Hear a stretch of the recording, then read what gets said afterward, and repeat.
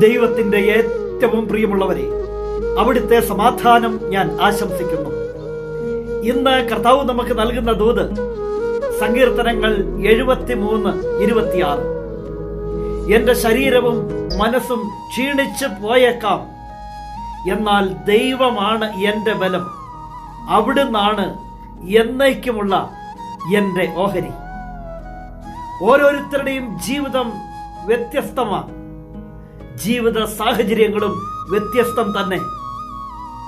ഈ ലോകവുമായി മല്ലടിച്ച് മുന്നോട്ട് പോകുമ്പോൾ, ഈ ജീവിതത്തോണി എത്തേണ്ടിടത്ത് എത്താതെ തുഴഞ്ഞ് തളരുമ്പോൾ, മനസ്സും ശരീരവും എല്ലാം ക്ഷീണിച്ച് പോയേക്കാം. പോസിറ്റീവുകളെക്കാൾ ഏറെ പലപ്പോഴും നെഗറ്റീവുകളെ അഭിമുഖീകരിക്കേണ്ട ഒരവസ്ഥ. മോശമായ സംസാരം, എതിരായ പ്രവർത്തന രീതികൾ, ഇടപെടലുകൾ, നടക്കാത്ത കാര്യങ്ങൾ, ജോലിയിലെ പ്രതിസന്ധികൾ, സാമ്പത്തിക ബുദ്ധിമുട്ടുകൾ, കുടുംബത്തിലെ ആവശ്യങ്ങൾ, രോഗാവസ്ഥകൾ, അങ്ങനെ എണ്ണിയാൽ ഒടുങ്ങാത്ത ജീവിത സാഹചര്യങ്ങൾ. പലപ്പോഴും മനസ്സും ശരീരവും ക്ഷീണിച്ചു പോയേക്കാം.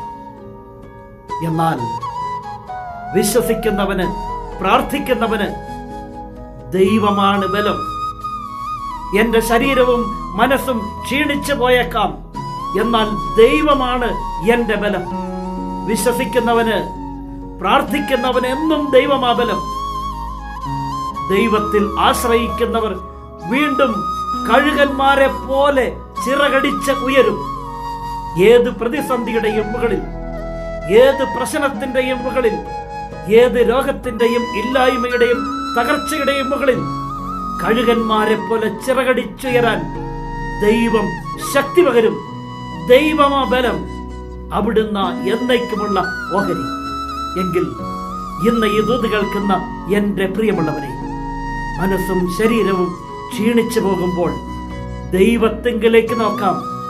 അവിടുന്ന് ശക്തി പകരും. അവിടുന്ന് ബലമായി മാറും. അവിടുന്ന് മാത്രമാ നിന്റെ ഓഹരി. ആ ദൈവം നമ്മെ എല്ലാവരെയും സമൃദ്ധിയായി അനുഗ്രഹിക്കും.